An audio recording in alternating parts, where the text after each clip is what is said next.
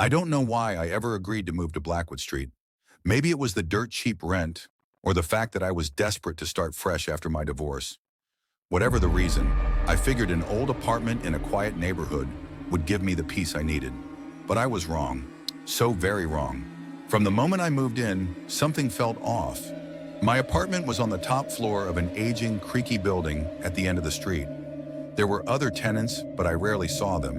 And when I did, they barely spoke, their eyes always averted, their faces pale. The hallway leading to my apartment was dimly lit, and at the very end of it was a door, an old, heavy wooden door with peeling paint. Unlike the others, it had no number and no knob, just a door frame and a heavy brass handle that seemed to glow faintly under the flickering light. I asked the landlord about it once when he was repairing the sink in my apartment. He was an odd man, wiry and jittery, and he glanced up at me sharply when I mentioned the door. "That door," he said, his voice low. "You leave that door alone. It's not for you." He didn't elaborate, and I didn't press the issue.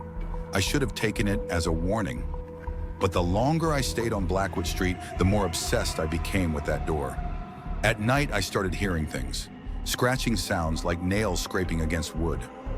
Low whispers, barely audible, drifting down the hallway.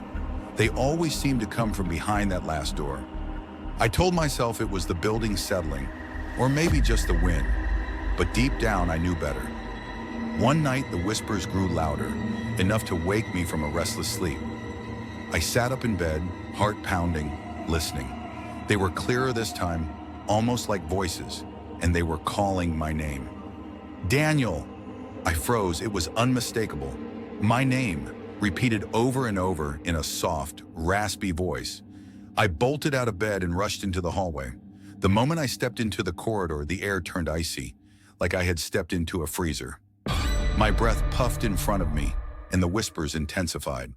They were coming from the last door. I should have turned back. I should have locked myself in my apartment and forgotten about it. But the pull of that door was too strong. I walked down the hallway, each step heavier than the last until I stood in front of it. The brass handle gleamed. The wood groaned softly as if something on the other side was pressing against it, waiting. I reached out, my hand trembling as I touched it. The whispers stopped. For a long moment, there was silence. My heart raced, my pulse hammering in my ears. Then, before I could change my mind, I turned the handle and pushed the door open. The hallway beyond was pitch black. A wave of cold air rushed out, carrying the scent of damp earth and decay. I fumbled for a light switch, but there was none. The dim light from the corridor barely penetrated the darkness, and I hesitated, my instincts screaming at me to stop. But something pulled me forward, something unseen and undeniable. I stepped inside. The door slammed shut behind me with a deafening bang. I whirled around, yanking on the handle, but it wouldn't budge. My flashlight app barely pierced the suffocating darkness, revealing nothing but bare walls and a narrow staircase leading down into the depths of the building. The air was thick with the stench of rot, and the floor creaked beneath my feet as if it hadn't been touched in decades. I hesitated, but those whispers, they had returned, faint and distant, drifting up from below. I had to know what was down there. Slowly, I descended the stairs. With each step, the whispers grew louder, more insistent. It felt like they were inside my head, crawling under my skin. The darkness pressed in on me from all sides, swallowing the weak beat of my friend's heart. I couldn't shake the feeling that I wasn't alone, that something was watching me from the shadows. Finally, the stairs ended, and I found myself standing in a long, narrow corridor lined with doors. They were old, rotting, and covered in strange markings, symbols I couldn't understand. The whispers were louder now, almost deafening, and they seemed to be coming from every direction at once.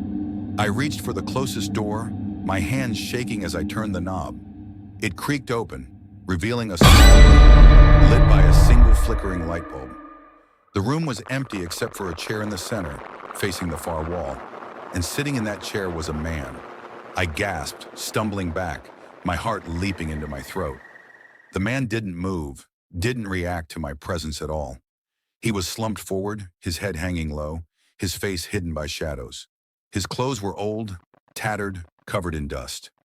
I called out, but he didn't respond. I stepped closer, inching around to see his face. When I finally saw it, I wished I hadn't. His eyes were gone. Hollow black sockets stared back at me, his skin pale and waxy, his mouth twisted into a grotesque grin. And then, without warning, his head jerked up, those empty sockets locking onto mine. "You're next," he whispered, his voice raspy and broken. I screamed, stumbling backward out of the room, slamming the door shut behind me. The whispers in the corridor exploded into a cacophony of voices, all chanting the same thing. "You're next! You're next!" I ran. I bolted up the stairs, my lungs burning, the voices following me, echoing through the darkness. When I reached the top, I threw myself against the door, pounding on it, desperate to get out. It swung open suddenly and I collapsed into the hallway, gasping for air. The whispers stopped. The door shut behind me with a soft click, the hallway silent once again.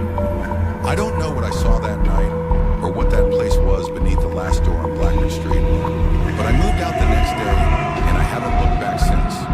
I never will. Some doors should never be open.